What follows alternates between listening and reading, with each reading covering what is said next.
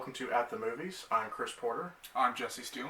And today we're going to be reviewing Sword in the Stone, a Disney classic, or so we thought. An old masterpiece back from when we were kids. Wrong! The movie isn't nearly as great as I remember it being from back when I was a kid. But I would say for like a kid, this movie would probably still serve a purpose. For a kid, this would probably still be a pretty decent movie. Well, let's get to the plot. Because the plot is basically the story of King Arthur, but Arthur is a child. And Arthur meets Merlin very early on, the wizard, in his owl, Archimedes. And basically, Arthur is not living the best life. He's with his stepfather and some asshole stepbrother. He's been adopted. Yeah.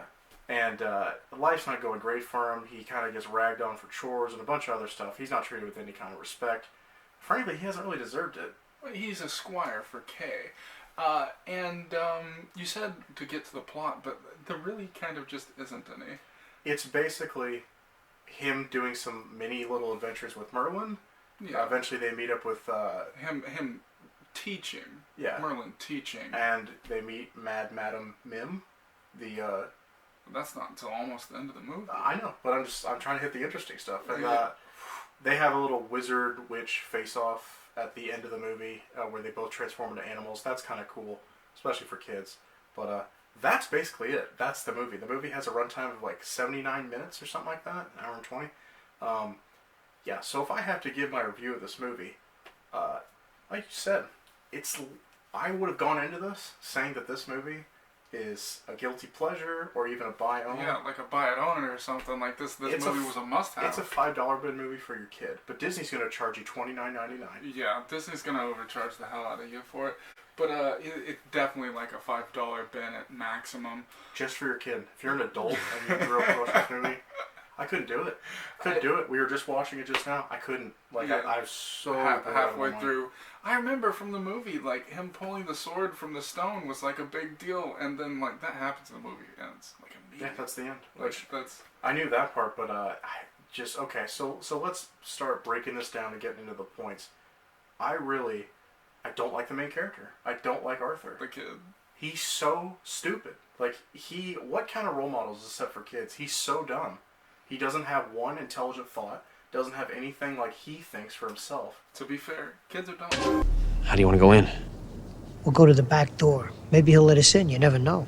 Yeah, he's a kid. Kids are stupid. But usually kids have more charisma or whatever. He's got nothing. I mean, like, there's a couple scenes in the movie where he says something like jumping bullfrogs or something like that, like wowzers, and it's dude, like that's the good points in this character. If there is a shining moment or a shining character in this movie, it's Merlin. Yeah, definitely. Merlin could have had a movie by himself where there is no annoying little kid Arthur, and like that would have been way better. I'm pretty sure they do make a movie about Merlin. I don't know if Disney touched it. I don't know. Yeah. But that's pretty much it. It's just supposed to be the story of Merlin becoming a part of Arthur's life, like you said, teaching him some things, teaching him to kind of use his brain, but the kid doesn't use it. Yeah. I mean, the kid doesn't use his brain. I mean, there's actually several points in the movie where, like, Merlin says something or the kid says something. He's like, but I don't have very many muscles and I don't have a brain and something like that. So because this is a 50th anniversary Blu-ray that we were watching, because this movie came out in the early 1960s, one thing we noticed right from the get-go, they cleaned up so much of the images. Maybe a little bit too much. Yeah. They look like weird. The background and the characters don't match the grittiness. The backgrounds still have some level of grittiness to them, and the characters do not.